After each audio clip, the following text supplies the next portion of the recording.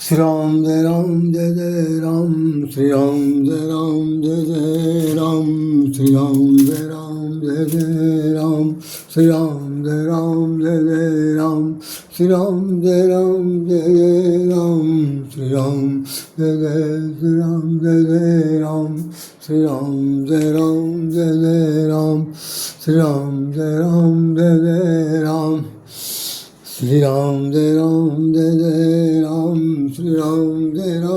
जय राम सीताराम सीताराम सीताराम कहिए जही विधि राखे राम वही विधि रहिए सीताराम सीताराम सीताराम कहिए जही विधि राखे राम वही विधि रहिए। आज बिल्कुल कहने की कोई मेरी इच्छा नहीं है, बहुत दुख के साथ मुझे कहना पड़ रहा। सबसे बड़ी बात यह है कि भी आदमी कब किसी को पुकारता है।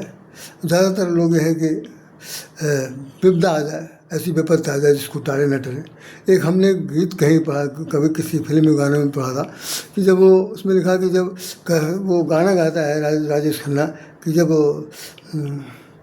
कश्ती ईश्वर ही डुबोए तो फिर उसे कौन कौन कौन कौन किनारे निकाले कौन, इस तरह गाना मुझे नहीं आता बिल्कुल। वही उसका है कि भाई अगर जब दुनिया अगर डुबो देती है तो चलो हम लोग बुझा लेंगे, लेकिन भगवान ही अगर किसी की डुबो दे तो फिर उसको कौन बाढ़ सकता है। बिल्कुल ठीक यही स्थिति है जैसे कि रामेश्वरम की स्थापना होते समय सब लोग राम का नाम लिख करके पत्थर डाल रहे थे तो पत्थर वो तैर रहा था कि राम प्रताप, उसमें लिखा था राम के प्रताप पर तैर रहा था। भगवान हनुमान जी से भगवान ने कहा लो हम भी एक छोड़ डाले, एक पत्थर डाल के देखते भाई मेरे नाम से ये तैर रहे हैं, तैर पाएंगे। तो जैसे ही उन्होंने एक पत्थर पानी में डाला समुद्र के, तुरंत वो नीचे बैठ गया, उतराया नहीं। अब सब लोग बड़े हैरान, तो हनुमान जी भगवान बहुत हैरान हुए, कह रहे ये तो क्या हुआ भाई, आप लोग तो सब कर रहे हैं तो बड़ा हो रहा, हमारे हाथ से लगा देने से ये डूब गया। तो हनुमान जी हंस कर कहने लगे कि अरे महाराज क्या क्यों इतने ऐसी कौतूहल वाली बात कर रहे हैं, जब आप खुद ही संसार के मालिक हैं, आप जिसको अपने हाथ से छोड़ देंगे तो भला वो जीवित रहेगा, वो तो मर ही जाएगा, वो तो अधोगतिक तरफ जाएगा, वो तो पाताल में चला जाएगा, वो तो कहीं भी चला जाएगा, नरक में चला जाएगा। कि जिसको भगवान चाहता है वो तो अपने हाथ से रख सकता है, जब भगवान ने हाथ छोड़ दिया तो सब कुछ हो सकता है। तो सच पूछिए तो मैं बताऊं आपको कि हम लोग भी जिस उम्र में गुजर रहे हैं उसमें मेरी धर्मपत्नी भी बहुत ही ज़्यादा बीमार चल रही हैं और उनकी बीमारी के लिए जितने भी इलाज किए जा सकते हैं वो सब सारे इलाज किए जा रहे हैं। और कभी कभी बड़ी कष्ट हो जाता है जब उसकी रिपोर्ट ऐसी आती है कि जो संतोषजनक नहीं होती। तो मैं भगवान से यही प्रार्थना कर रहा हूँ कि जितने दिन वो जीवित हैं, जितने दिन तक उनका हमारा साथ है। हालांकि आप देखिए कि कभी सगा संबंधी कोई स्वजन परिजन या कोई अपना संगी साथी जब साथ रहने के बाद कभी साथ छोड़ता है तो अपार कष्ट होता है। भले कितना भी पढ़ा लिखा व्यक्ति हो, चाहे गीता भागवत रामायण सब कुछ पढ़ता हो, लेकिन एक बार उसको जरूर अलग होने का, विलग होने का, एकांगी होने का या साथ छूटने का, सदा के साथ छूटने का दुख बहुत होता है। यद्यपि भगवान ने गीता में तो कहा है कि भाई रोने की जरूरत नहीं है, जीना मरना शाश्वत सत्य है, सर्वकालिक है, ये होता रहेगा। यदि व्यक्ति जन्म हुआ है तो उसका मृत्यु निश्चित प्राय है, और जो निश्चित मृत्यु जिसकी हो गई है उसका जन्म होना निश्चित प्राय है। ये सब सच है, लेकिन व्यवहारिक पक्ष में इसका सच यही दिखाई पड़ता है कि भाई हर आदमी इसको बचा नहीं पाता। आप उदाहरण के लिए देख लीजिए, भगवान राम भी रोए हैं, चाहे लाख कोई कहे कि वो लीला कर रहे थे, लेकिन मैं राधेश्याम नहीं मानता इस बात को कि लीला कर रहे थे। सच्चाई यही है कि जब चित्रकूट में पहुँचे हैं और भरतलाल जी ने उनको संदेश दिया, गुरु जी ने संदेश दिया कि पिताश्री नहीं रहे, तो भगवान राम जी बहुत रोए कि हाय मैं उनके काम नहीं आ सका। यद्यपि वो लीला कर रहे हैं, अब ये कहाँ जा रहा है लीला कर रहे हैं, लेकिन मेरे पिता का सानिध्य खत्म हो गया, अब पिता की छत्रछाया खत्म हो गई, इस बात को रोते हैं। इसी यही स्थिति उस वक्त भगवान श्री कृष्ण के साथ भी हो रही है, जिस वक्त उन्होंने द्वारका जब वो गोकुल वृंदावन छोड़ करके जाने लगे, मथुरा जा रहे हैं, गोकुल वृंदावन छोड़ कर मथुरा जा रहे हैं, उस वक्त उनके बच्चे, उनके संगी साथी जो थे, और यहाँ तक कि राधा रानी बहुत रोई बहुत रोए, भगवान श्री कृष्ण भी रोए हैं, यशोदा भी रोती हैं, नंद बाबा भी रोते हैं, लेकिन उन्होंने कहा कि भैया काल की ही पुकार है, हमें जाना ही पड़ेगा। तो मतलब इस शरीर में आने के बाद चाहे भगवान हो, चाहे भगवान का भी कोई बड़ा भगवान हो, उसको इस लीला करो चाहे ना लीला करो। हम लोग लीला कर रहे हैं तो शारीरिक रूप से कष्ट हो रहा, क्योंकि हम मनुष्य हैं और हमारे अंदर भगवान ईश्वर तो है नहीं। ईश्वर अंश क्या है? ईश्वर अंश है, और अंश और ईश्वर में बड़ा अंतर है भाई। एक चम्मच चीनी का घोल और एक ड्रम में कोई अंतर ही नहीं। दुनिया भर के सोच सकते हैं, सब प्रकार से हो सकता है, लेकिन भाई एक सिद्धांत है।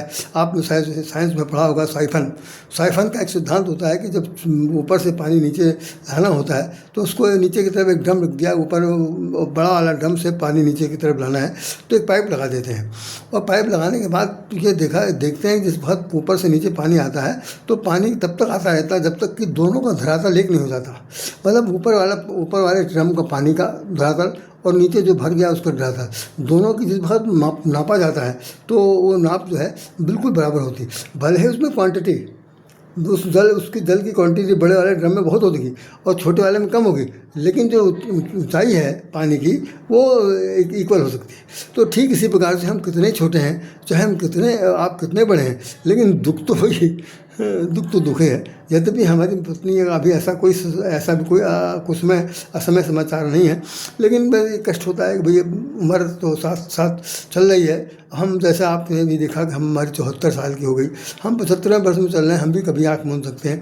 आप लोगों का जो साथ है निश्चित रूप से छूट जाएगा। हो सकता है कि उस दिन कोई वीडियो हम ना बना पाएँ और आप ना देख पाएँ, कोई आपको ना बताए, क्योंकि ज़रूरी नहीं है कि हमारे वीडियो को देखने वाले या हमारे घर के कोई लोग कोई वीडियो बना के बता दें कि भाई अब है नहीं है। ऐसे बहुत मुश्किल है। ये तो सांस जितना चल रहा उतना समझ, लेकिन हम तो यही बहुत दुख होता मुझे कि हम जिनके लिए सब कुछ कर रहे हैं, जिनके लिए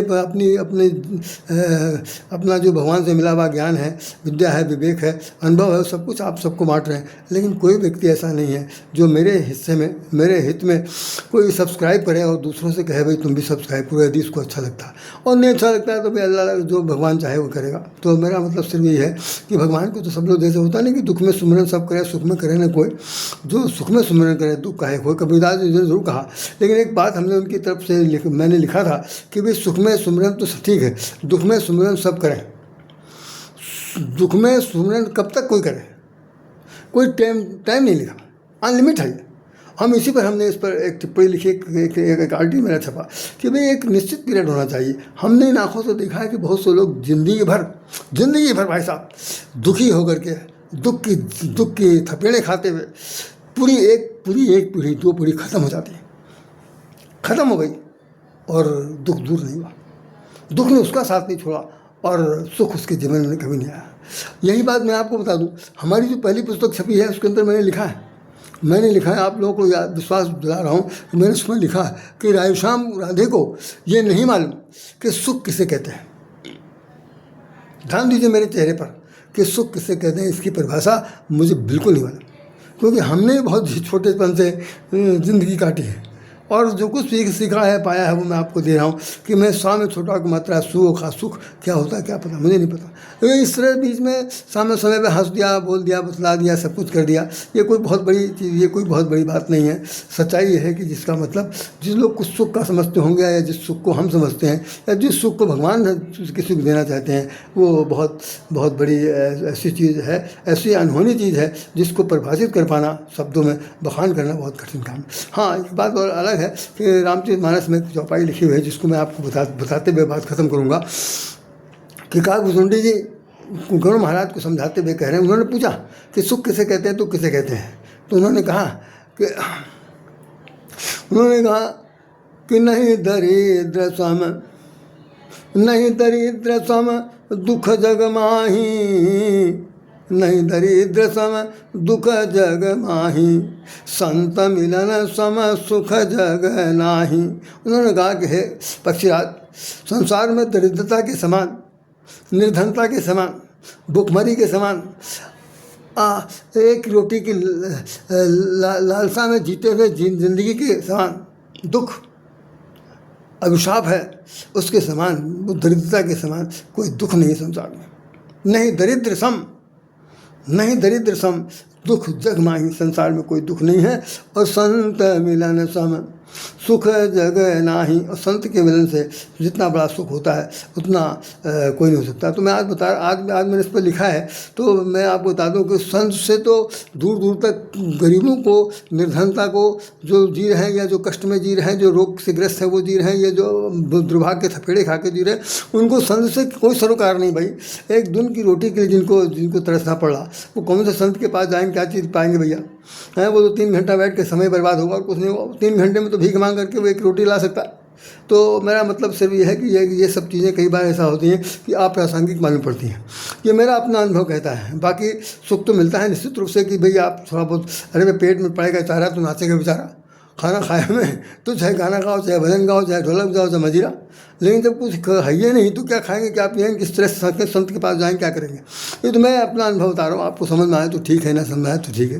मैं तो सिर्फ इतना जानता हूँ कि संसार में भगवान के बल पर जीने वाले लोगों को भाई बताते हैं कष्ट बहुत मिलता है। और भगवान ने भी कहा है कि मैं अपने भक्त को बहुत कष्ट देता हूँ, उसकी परीक्षा लेता हूँ, उसका सब कुछ अपहरण कर लेता हूँ, और उसके जब वो पैसे की तलाश में इधर उधर भटकता है तो मैं उसका वो भी उपाय छीन लेता हूँ। तो जब वो हताश होकर के हमारे भक्तों के बीच में जाकर भक्त मंदिर में पहुँच जाता है तो हम उसके ऊपर अहेतुक कृपा करते हैं। ये बात मैं नहीं कह रहा हूँ, आज अभी भी आप देख सकते हैं श्रीमद् भागवत में ये सेंटेंस पूरा लिखा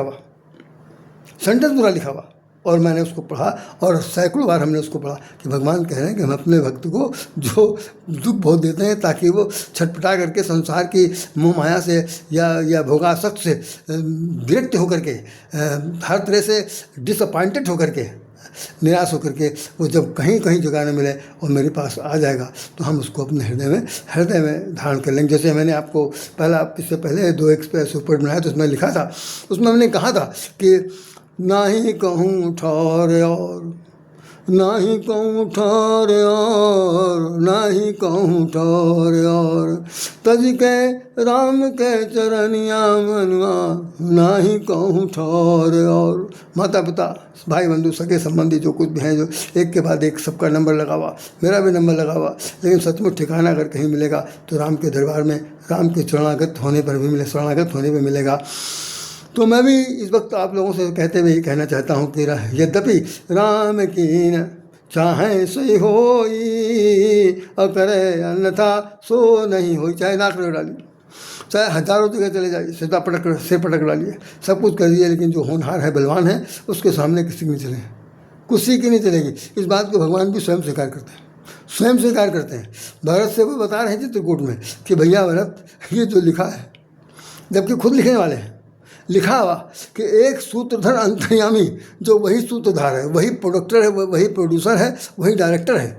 कौन? राम। और उसके बाद वो कह रहे हैं कि भगवान ने जो विधाता ने लिख दिया, भैया वही होगा।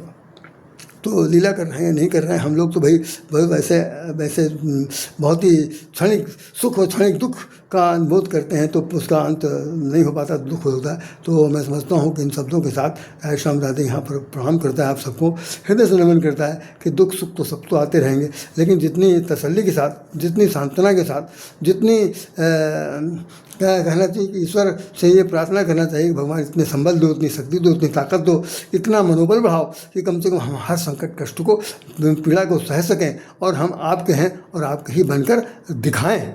ये भावना इसमें होना बहुत ज़रूरी है। मैंने इस वक्त कहा कि थोड़ी सी छटपटाहट हो जाती है जब कभी कुछ संकट आता है, तो आप लोग सब लोगों को भी ऐसा ना आ पाए। भगवान करे आप लोग सब स्वस्थ रहें, खुशहाल रहें, मौज मस्ती में रहें। कभी मेरी याद आए तो ज़रूर इस पर देख लीजिएगा, और न याद आए तो जय श्री राम, जय श्री राम। इन्हीं शब्दों के साथ राधे श्याम राधे आपको हृदय से नमस्कार करता है और प्रार्थना करता है कि प्रभु सब पर कृपा करेंगे और आप पर भी कृपा करेंगे। जय श्री राम, जय श्री राम, जय श्री राम, जय श्री राम।